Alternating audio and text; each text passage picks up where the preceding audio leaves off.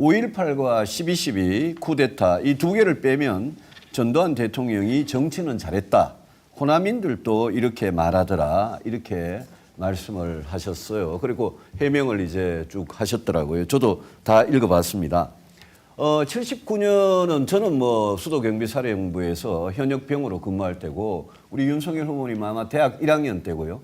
1980년 5.18은 아마 대학 2학년 때입니다. 우리 윤 후보님께서 누구보다도 사회와 나라 문제에 대해서 역사 문제에 대해서 감수성이 예민할 때 그 당시 12.12 군사 쿠데타와 5.18 민주화 운동에 대해서 윤 후보님의 역사 인식이 이게 어떻게 된 건지 제가 굉장히 궁금하고 이런 생각이 들어요.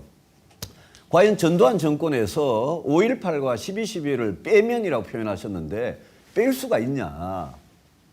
5.18과 12.12를 빼면 전두환 대통령이 안 됐을 건데 그걸 어떻게 빼고 평가를 할 수가 있냐. 그거는 문재인 정권한테 뭐 부동산과 조국 문제 빼면 문재인 정권 잘했다. 친일파들한테 일본한테 나라 팔아넘기지 않았으면 그러면 잘했다. 또 그 누굽니까? 가수 스티븐 유라고 유승준 가수가 군대에 빠진 거 병역 기피만 했으면 잘했다. 이렇게 말하는 거하고 너무나 유사한 그런 발언을 하셨어요. 그래서 제가 우리 윤석열 후보님의 이 역사 인식을 보고 어떻게 5.18과 12.12에 대해서 그걸 빼고 전두환 정권을 평가할 수가 있느냐. 이게 완전히 오공을 수호하고 독재를 수호하는 거 아니냐 이런 생각이 든단 말입니다. 우리 윤석열 후보님께 묻겠습니다.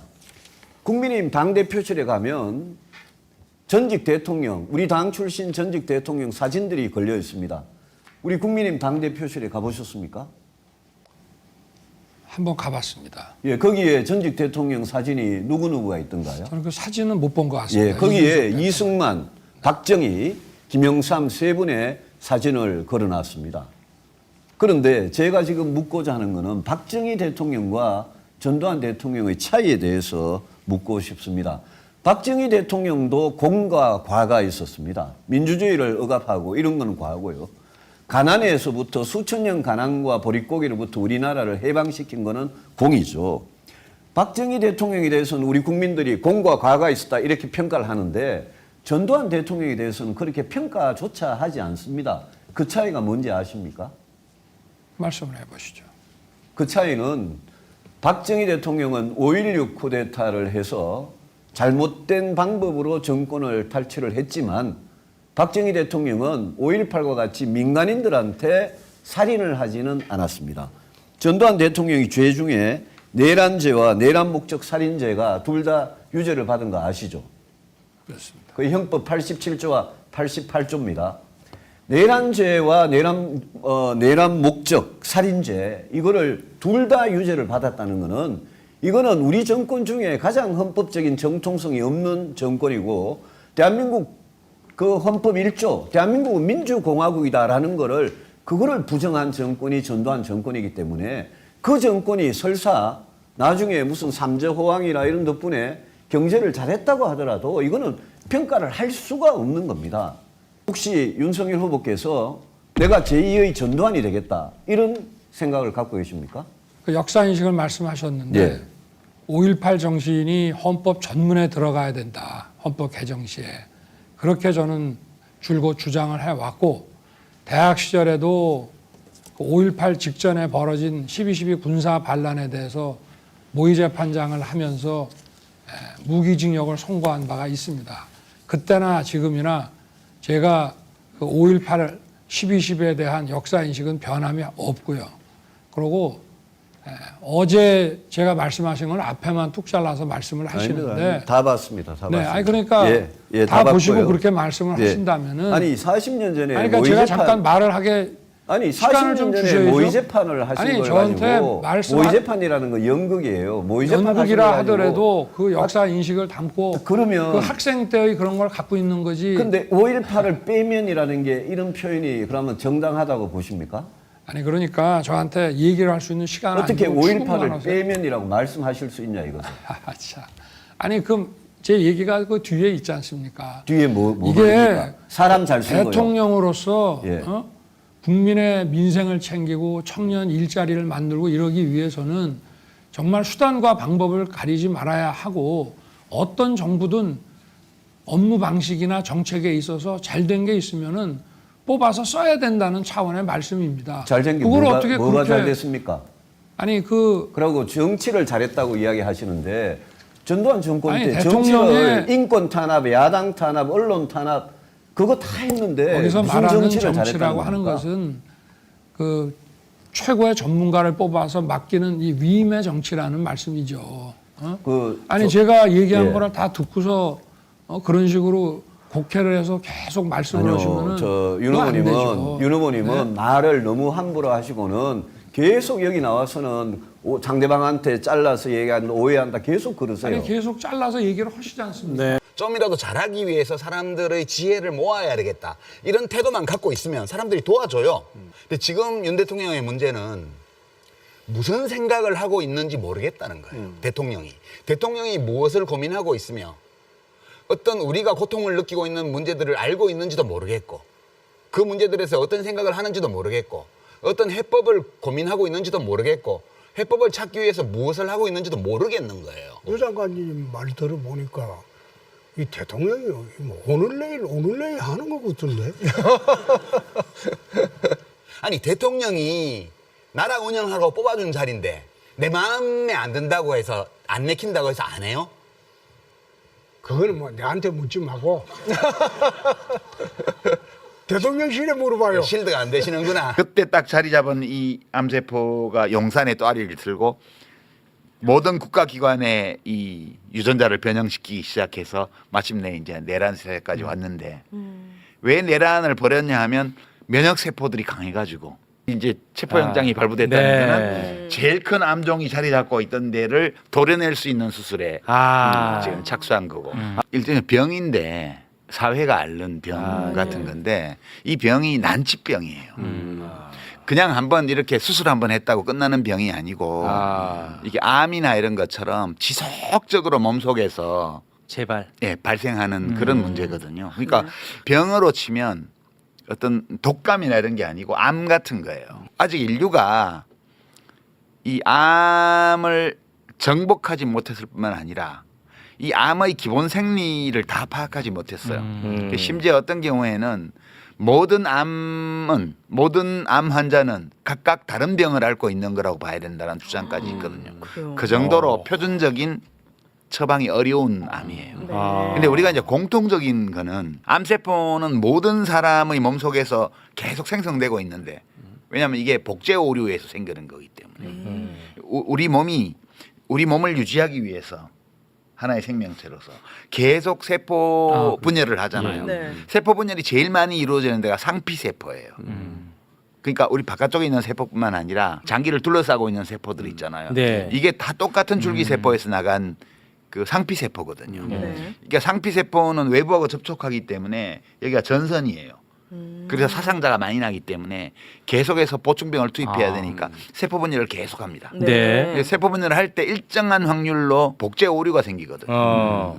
그래서 어떤 애가 나오냐 하면 한 사람의 몸이 하나의 우주처럼 하나의 생태계를 이루고 있어서 이 안에서 뭐 10조 개의 세포들이 각각 역할을 분담을 해서 자기 일을 하고 그 때가 되면 시계가 꺼져서 죽어요. 네. 죽을 때가 되면. 네. 근데 얘 안 죽는 거야. 우리 진짜 유기체 몸속에 암세포라는 거는 다른 정상 세포들과의 교신이 끊어지고 자기들끼리만 교신하면서 자기를 복제하는 것만 해요. 그러니까 숙주가 살아야 자기도 살 텐데 이 유기체가 죽건 살건 상관없이 어머나. 목표가 나를 증식하는 게 목표인 세포예요. 이게 암세포거든요. 야, 이거 딱 진짜 이거 국민의 힘이 떠오르네. 그렇죠. 진짜로 이 나라가 죽든 말든 나만 지들끼리 뭐 살겠다고 난리치는 네. 딱 그 모습이 연상이 안 될 수가 없네. 이게 암세포의 가장 중요한 특징이고요. 그다음에 이제 암이 낫는 경우는 어떤 경우냐 하면 뭐 암 부위를 도려내는 외과 수술이라든가 아니면 표적 항암제를 투여해서 특정한 암세포를 죽이는 요법이라든가 네. 또는 뭐 방사선 동위원소나 뭐 이런 거를 써여 가지고 거기를 공격하는 그런 거. 이렇게 해서 발견한 암세포를 죽일 수는 있어요. 네. 근데 그 과정에서 엄청나게 몸이 상처를 입는 거고. 아, 상하죠. 그다음에 미처 발견하지 못한 암세포들이 계속 생겨나고 있기 때문에 아. 우리가 보통 전이라고 얘기할 때 예, 예. 아이고 뭐 위암으로 시작됐는데 다 퍼졌습니다. 퍼진 게 아니에요. 모든 곳에서 동시에 암세포가 자라난 거거든요. 아. 그래서 한 곳에 수술을 했는데 다른 곳들이 골기한 거죠. 그랬을 때 우리가 이제 전이 됐다고 얘기를 하고 그 스테이지를 4개로 나누는데 암을 그 스테이지 3B 그러니까 3단계의 B 후반부 그때부터를 암이라고 그래요. 그때부터가 캔서입니다. 그 앞에는 종양이에요, 그냥. 그러니까 그 스테이지 3B가 뭐가 다르냐 하면 유전자 변이가 일어난 거예요. 유전자 변이가. 그 이제 그때부터 진짜 암이거든요, 이게. 네. 그런데 지금 우리 사회를 이렇게 보면 이게 박멸이 안 돼요.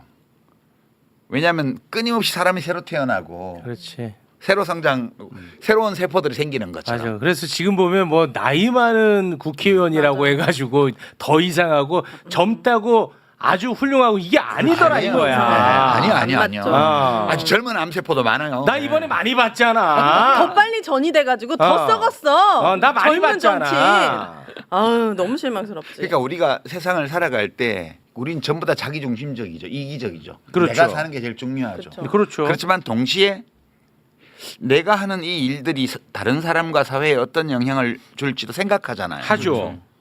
그걸 생각해요. 네. 그러니까 본능적으로. 이거를 우리 칸트 선생님의 말에 따르면 그냥 안 돼요, 우리가. 그러니까 자연이 우리에게 준 능력이에요. 이게 아는 게. 그러니까 맞아. 모든 사람이 내가 하는 것처럼 한다면 세상이 어떻게 될까? 이거를 생각하게 되고 모든 사람이 나처럼 한다면 세상이 엉망될까? 이러면 그런 일을 회피하게 된대요. 그런 본능이 우리에게 있대요. 네. 자연이 우리에게 준 본성이래요. 그게. 네. 이걸 도덕법이라 그러거든요. 배우지 않아도 안다고 했어요. 칸트 네. 선생님은. 근데 진짜 그런 것 같아. 여러 가지 이제 문화인류학의 연구 결과를 보면 모든 문명권에서 서로 교류가 없이 거의 비슷한 도덕률을 발전시키거든요. 그렇다는 거는 우리 모두 그걸 갖고 있다는 뜻이에요. 네. 근데 안 그런 사람들이 이제 복제 오류야. 아, 오류야. 안 그런 사람들이 일정한 비율로 있는 거예요. 그래서 세상이야 망하든 말든 나만 이익을 얻으면 돼. 요게 유전자 변이가 일어나는 세포거든요. 결국 지들도 죽는다는 걸 알아야 되는데. 세포들이 서로 협력해서 하나의 유기체를 살려나가는 것처럼 인간도 각자 자기중심적으로 살아나가지만 나를 위해서 살아나가지만 동시에 내가 뭐 소속해 있는 우리가 사회적 동물이니까 내가 속해 있는 공동체가 훌륭할 때 나의 삶도 훌륭해질 가능성이 더 높다는 걸 알거든요. 그렇죠. 그래서 생각하는 거예요. 나에게 이익이 된다 하더라도 이것이 세상 모두가 나처럼 하면 나라가 망할 거야. 이러면 그거 안 하려고 그래요. 사람들이. 네. 근데 이거를 막 하는 자들이 유전자 변이가 일어난 암세포예요. 아. 지금 내란 세력의 행동 양식을 보면 딱 이거예요. 아, 네. 맞아. 서로가 서로를 피해를 줄 수 있지 않나요? 이 복제 오류가 난 집단들은. 자기들끼리는 교신이 잘 돼요. 아 그래 자기네들끼리 또 딸딸 또좀 자기들끼리는 엄청 커지잖아. 오류끼리는? 네. 그래 빠른 속도로 커져. 어느 한쪽에 싹 도려내면 다른 쪽이 막 성장해요. 그 이거 없애려면 어떻게 해야 돼요? 심지어는 표적 항암제가 들어오거나 이러면 네. 그죠? 이제 어떤 암세포의 특징들을 찾아가지고 그런 특징을 가진 애를 잡아먹으라고 항암제를 들여보내잖아요. 네. 그럼 얘가 그걸 싹 감추고 아, 정상 세포인 것처럼 싹 숨어요. 그렇지. 그리고 항암제가 계속 들어오는 동안에는 가만히 엎드려 있다가 눈치 싹 보다가 항암제가 더 이상 안 들어오면 다시 나타나서 알겠지. 아, 한덕수? 뭐야? 어떻게? 뭘다막 야, 너무 야 이렇게 떠올라봐. 비유할 때는 조용히 신경되지 마. 알겠습니다. 네. 비유할 때는 각자의 국무위원들이 막 떠오르는 막 거죠. 떠올라. 그러니까. 아 진짜. 대단하네. 아니 나라가 막 지금 망해가는데 그 조폭들처럼 다발로 나와가지고 그러니까. 와, 난 기자회견하고. 거기서 진짜 짜증이 너무 많이 났었거든요. 그러니까 우리가 1979년, 80년 그때 한번 이 병이 걸렸잖아요. 우리가 그렇죠. 그 전두환 정권이라는 게 그때가 암이 들어차가지고 막 그 민주주의 시스템이 다 무너지고 독재가 횡행하고 부패가 싹트고 이랬던 시기가 있었어요. 네. 그걸 우리가 6월 항쟁으로 극복해냈잖아요. 5.18 광주에서는 했는데 면역 세포의 힘이 부족해 갖고 아. 암세포한테 다 잡아먹혔어. 아. 그래갖고 7년 동안을 싸운 끝에 드디어 면역 세포들이 힘을 키워 가지고 유월항쟁으로 그걸 뒤집어 엎어서 몸을 회복하기 시작한 거예요. 네. 아, 근데 지금 40년이 넘게 지나가지고 그러니까. 와. 다시 그 병에 덜컥 걸렸는데 건강한 사람도 암에 걸려요.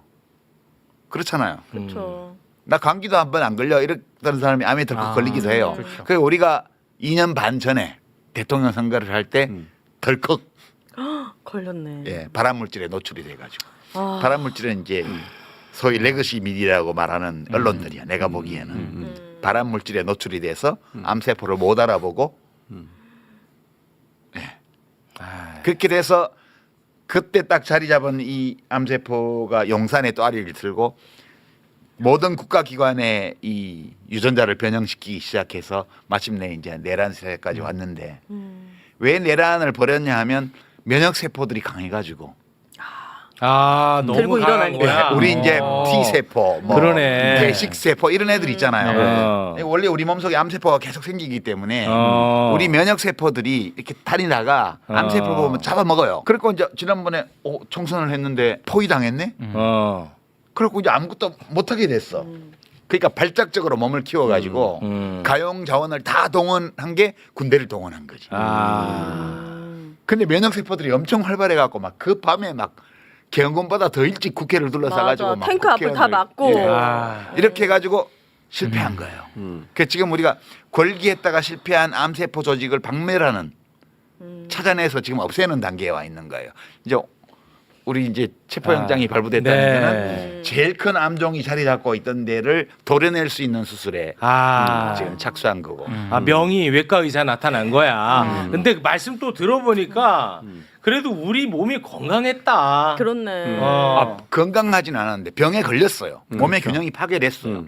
근데 면역 체계가 살아 있었던 거죠. 그렇지. 그러면서 이 면역력을 복구를 해가지고 이제 역공을 펼치기 시작해서 고립되니까 발악을 했다가 지금 더 이제 죽게 생긴 거지. 네. 아, 근데 요거는 이제 완전히 뿌리 뽑는 건 불가능해요. 왜냐하면 다 지금 분리하니까 이렇게 숨기고 친위 쿠데타니까 모든 권력기관에 공범이 다 있을 거 아니에요. 그렇습니다. 내가 공범이라고 나오면 맞아 죽으니까 지금은 전부 아닌 것처럼 다 감추고 숨는 거예요. 네. 그렇게 돼 있어서 다 뿌리 뽑기는 되게 그래도 이제 암에 한번 걸렸다가 완치가 되면 내가 한번 걸렸기 때문에 몸 관리를 잘하거든.